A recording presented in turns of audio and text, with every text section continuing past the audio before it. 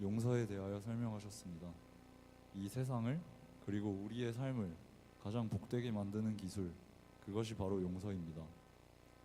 그러나 우리는 그리고 이 시대는 용서를 잃어버렸습니다. 현재 우리나라의 상황을 보면 쉽게 이해할 수 있는 상황입니다.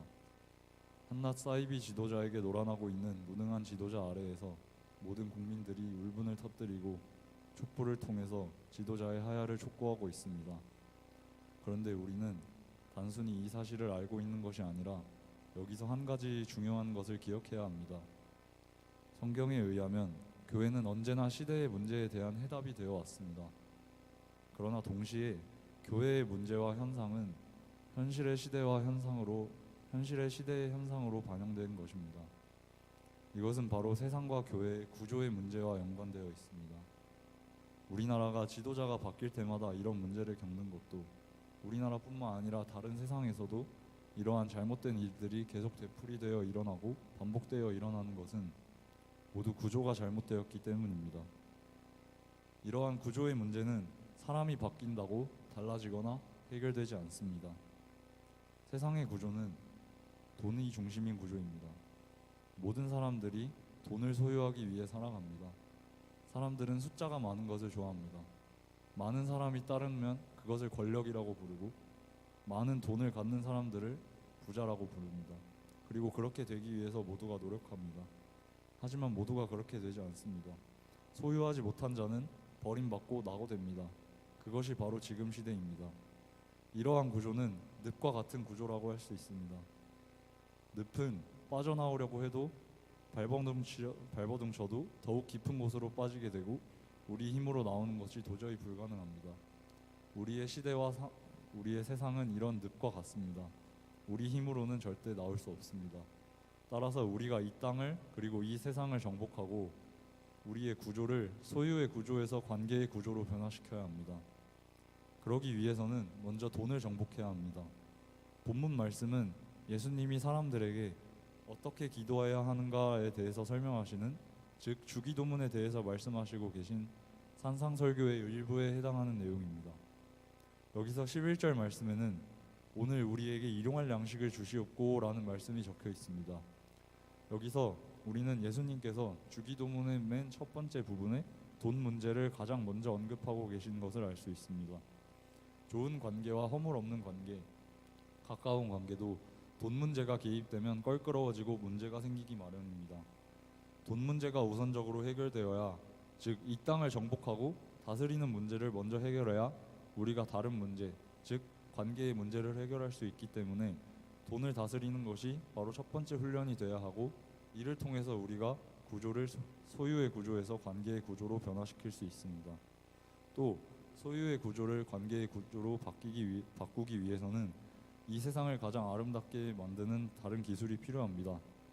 그것은 바로 십자가를 지는 것입니다. 여기서 십자가란 속죄와 용서를 의미하는 상징입니다. 교회다운 교회를 만들고 성도다운 성도가 되며 좋은 관계를 형성하기 위해서는 우리가 먼저 십자가를 짊어지고 나가야 합니다. 십자가는 유일하지만 가장 확실한 하나뿐인 길입니다. 교회는 십자가를 자랑하기 위한 교회가 되도록 노력해야 하고, 각 가정들은 십자가를 자랑하는 가정이 되도록 노력해야 합니다. 예수님의 십자가로 우리는 살 수 있습니다. 돈으로 무너지고 관계로 상처받은 우리의 마음을 십자가로 회복할 수 있습니다. 십자가는 곧 용서입니다. 용서와 십자가는 죽는 것 같아도 살고 약해 보이지만 가장 강한 것입니다. 우리는 살아가면서 수많은 일들에 괴로워하고 슬퍼하고 있습니다. 그러나 우리는 한 가지 사실을 기억해야 합니다. 지금 눈앞에 보이는 가시적인 실패나 어려움에 괴로워해야 하는 것이 아니라 그동안 우리가 십자가를 짊어지고 나아가지 못한 것에 대해서, 즉 용서를 하지 못한 것에 대해서 우리가 슬퍼해야 합니다. 우리가 우리의 관점을 소유 중심에서 관계 중심으로 바꾸고 오늘날 우리에게 일용할 양식을 주시는 분은 하나님이심을 믿고 나아간다면 그때 우리는 천국 생활을 할 수 있습니다. 골로새서 3장 13절에는 누가 누구에게 불만이 있거든 서로 용납하여 피차 용서하되 주께서 너희를 용서하신 것 같이 너희도 그리하고 라는 말씀이 기록되어 있습니다. 이 말씀의 전제는 우리 모두가 죄인이라는 사실입니다. 모든 사람이 죄를 범하였다는 사실을 전제로 우리는 피차 용서할 수 있습니다. 죄는 자기 중심, 자기 위주의 이기적인 생각을 의미하는 것으로 이 의미에 비추어 볼 때 우리는 늘 수없이 많은 죄를 지으면서 살아가고 있음을 알 수 있습니다. 우리는 용서해야 합니다. 서로를 용서하고 예수님과의 관계, 서로서로의 관계가 확립되고 우리의 교회가 가정이 끝내 이길 수 있음을 믿고 행동 훈련을 통해 십자가를 지는 용서 훈련을 통해 이를 실천으로 옮긴다면 우리는 모두 천국 생활을 할 수 있을 것입니다. 저는 이번 말씀을 통해서 작은 것에도 쉽게 화내던 제 모습이 떠올라 많은 성찰과 반성을 한 계기가 되었습니다. 앞으로는 십자가를 지고 누구보다 먼저 너그럽게 남을 용서할 수 있는 제 자신이 되도록 노력하고 또 노력하겠습니다. 감사합니다. 질문 있으신가요?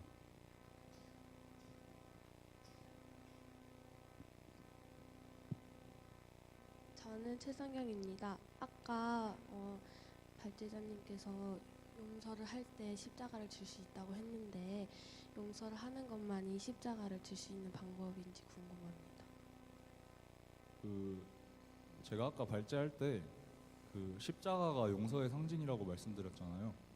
그러니까 십자가를 지는 것 자체가 용서를 하는 것이라고 생각하시면 될 것 같습니다. 십자가를 진다는 게 용서를 한다는 상징적인 의미라고 생각합니다.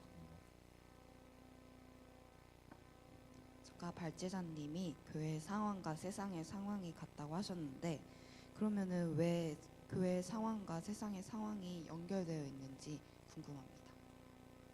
그동안 말씀하신 거에 따르면 교회는 늘 세상을 변화시키는 데 주력해 왔습니다.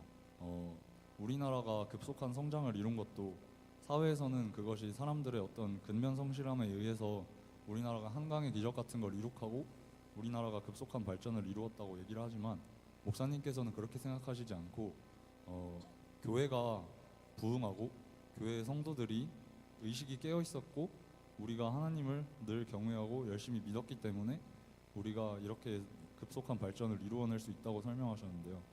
지금 상황은 여러분들도 아시겠지만 교회가 많이 변절되고 세상과 비슷하게 돈을 추구하고 많은 사람을 추구하고 이렇게 변화되었잖아요.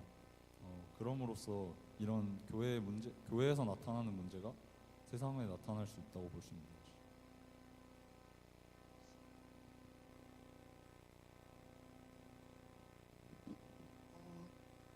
정민주입니다. 그러면은 왜 교회가 변절되었을까요?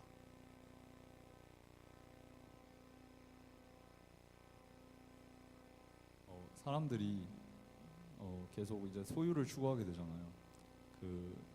역사 시간에도 배우셨겠지만 세계사를 보면 산업혁명이 일어나고 사람들이 돈을 더 많이 벌려고 굉장히 많은 어떤 이념들과 수단을 건립해서 더 많은 돈을 얻기 위해서 노력을 하죠. 이것을 통해서 자본가 계급과 노동자 계급이 생긴 건 아시죠? 자본가 계급은 자본을 가진 사람들인데 이 사람들은 자본을 가지고 있는 사람들은 더 많은 것들을 얻으려고 노동자를 일을 시키죠. 노동자들은 그 자본가 밑에서 일을 하게 되는데 이런 구조가 계속 순환하다 보면 지금 같은 구조가 되는데 지금 같은 구조는 빈익빈 부익부 구조죠. 즉 윗사람들은 더 많은 돈을 가지려고 노력하게 되고 물론 모두가 노력하게 되지만 결국에는 윗사람들 즉 자본가 계급 돈이 많은 사람들은 더 많은 돈을 갖게 되고 돈이 없는 사람들은 더 돈이 적어지는 거예요. 그러나 돈이 적은 사람들도 돈을 얻으려고 계속 노력을 하는데 이러한 구조 속에서는 절대 그게 불가능하잖아요. 그래서 이런 계속 구조 때문에 사람들이 소유에 더욱 집착하게 되지만 결국은 해결할 수 없는 그런 모순을 낳은 거죠.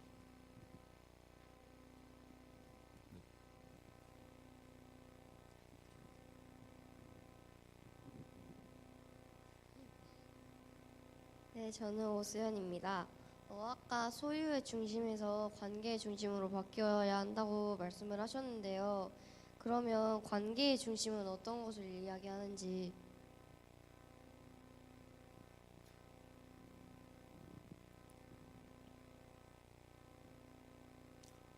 관계의 중심에 대해서 질문을 하신 것 같은데, 그러니까 돈의 중심을 두는 것은 우리가 더 많은 것을 소유하려고 노력하는 거잖아요. 이와 다르게 어떤 돈을 목표로 살아가는 것이 아니라 저희 가정 내에서도 쉐마를 하는 것처럼 우리 가족과 저희 다른 친구들이나 이런 사람들과의 관계 혹은 나와 하나님과의 관계 이런 것을 더 중시하고 돈을 소유하려고 세상을 살아가는 것이 아니라 서로 사이에 사람들 사이에 혹은 나와 하나님 사이에 그런 관계를 확립하기 위해서 살아가야 하는 것. 그러니까 그런 삶을 살도록 하는 것이 관계 구조라고 생각합니다. 양희주입니다. 발제자님께서 발제하실 때 그 성도다운 교회다운 교회 안에서 성도다운 성도가 돼야 된다고 말씀하셨는데 성도다운 성도는 무엇이며 교회다운 교회는 구체적으로 무엇인지 듣고 싶습니다. 교회가 많이 변절되고 성도들도 소유에 집착하는 그런 상황이 되었잖아요. 교회다운 교회라는 건 목사님께서 추구하시는 그런 예수 한 몸 교회 모두가 사역을 하고 서로 그 사역 속에서 좋은 관계를 형성하고 성도들은 소유를 추구하는 것이 아니라 서로 좋은 관계를 형성하고 나와 하나님과 좋은 관계를 형성하고 서로의 사역을 돕고 서로가 사역해서 세상을 변화시킬 수 있는 그런 성도가 되는 것. 이런 게 바로 교회다운 교회이고 성도다운 성도가 되는 것이라고 생각합니다. 없으신가요? 네, 그만 들어가.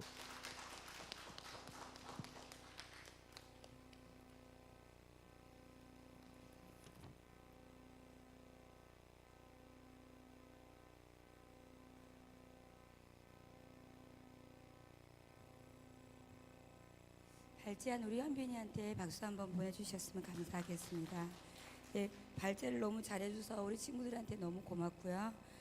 선생님들보다 너무 잘해줘서 더 고맙고 선생님보다 훨씬 나은 것 같아요. 현빈이가 발제를 너무 잘해줘서 제가 따로 할 말은 없을 것 같아요. 그리고 한 주간도 우리 친구들이 십자가와 그 용서에 대해서 좋은 관계에 대해서 더 어떤 것인지 묵상하고 지내는 시간들이 되시길 바라고요. 제가 기도하고 마무리하겠습니다. 사랑해